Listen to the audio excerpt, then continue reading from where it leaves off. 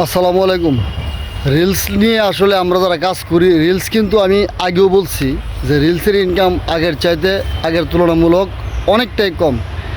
এতই কম যে আসলে ধারণা করা যাচ্ছে না। আমার গত 40 ঘন্টায় একটা রিলস ভিডিও গত 40 ঘন্টায় 29 লক্ষ ভিউ হয়েছে, 2.9 মিলিয়ন ভিউ। অথচ তার ইনকাম হয়েছে $17.46, অর্থাৎ $17.46 রুজি হয়েছে।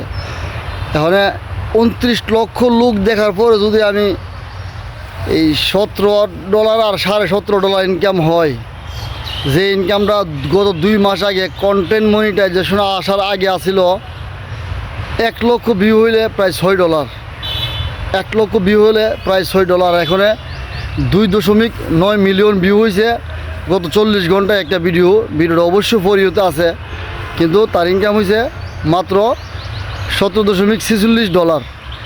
তাহলে $17.46 কিন্তু হয়তো আমার 3 লক্ষ ভিউর মধ্যে, আর এখানে 29 লক্ষ ভিউতে পাইছি আমি $17.46। তাহলে $17.46 দিয়ে কি করা যাবে? কিছুই করা নাই। তার মানে আসলে রিলস থেকে ইনকামটা একদম বিচ্ছিন্ন করে দিছে বললেই চলে।